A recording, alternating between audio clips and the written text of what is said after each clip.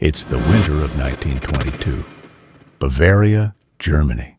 World War I has ended, but the wounds haven't healed. Inflation is crushing families. Strangers wander the roads looking for work, for food, for anything. And in this climate of fear and desperation, something walks out of the forest toward a lonely farmhouse called Hinterkaifeck. What happens next will never be fully explained. Not by the police, not by history, not by anyone. The farm belonged to Andreas Gruber, a 63-year-old farmer, stubborn, hardworking, and not particularly liked by his neighbors. He lived there with his wife, Cecilia, his widowed daughter, Victoria, and Victoria's two young children, 7-year-old Cecilia and a 2-year-old toddler named Joseph. 6 people tucked away on an isolated stretch of land near the village of Wangen. Cut off, self-sufficient, private, maybe too private. And here's the detail that makes your skin crawl. In the weeks before the murders, strange things had already started happening. Andreas told neighbors he'd been hearing footsteps in the attic at night. Footsteps with no body attached to them. Then a newspaper appeared in the house, one nobody in the family had bought. Then keys went missing.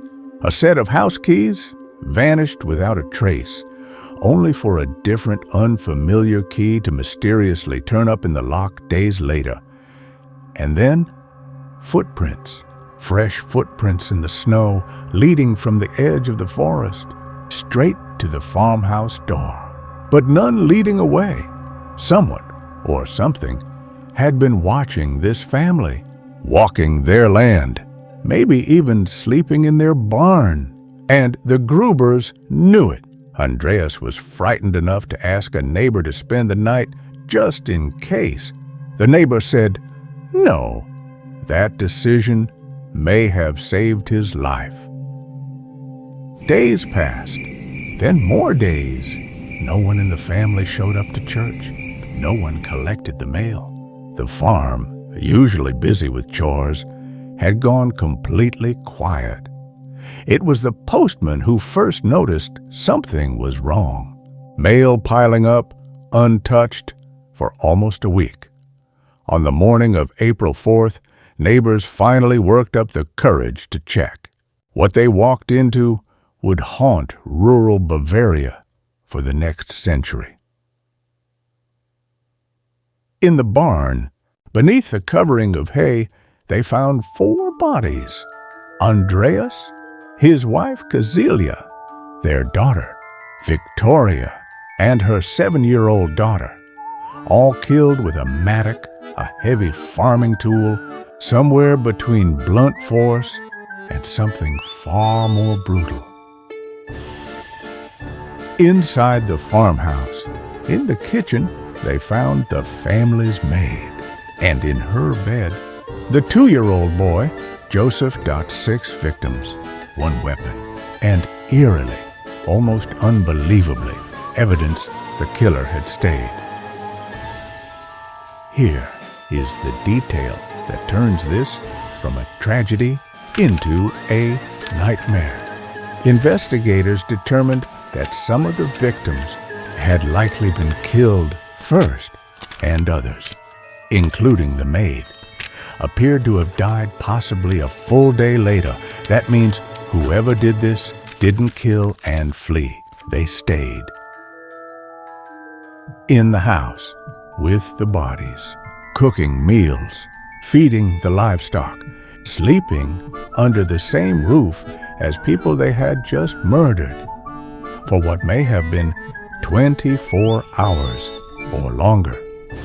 Neighbors later admitted they'd seen smoke rising from the chimney for days after the murders likely occurred. The cattle had been fed. Someone had even eaten in that kitchen. Whoever they were in no hurry to leave. So who could do this? Police investigated dozens of leads, a former farmhand with a grudge, a neighboring relative who stood to inherit, a drifter passing through. Even rumors that Andreas himself had a dark secret, that Victoria's youngest child may not have been her late husband's, but her own father's. If true, that secret alone could be motive enough for murder, for revenge, for silence. But no fingerprints, no confession, no surviving witness. Bavarian police exhumed the bodies in 1959, decades later, hoping new forensic science could finally identify the killer. It didn't work. To this day, the Hinterkaifeck murders remain officially unsolved. The farmhouse itself was demolished in 1923.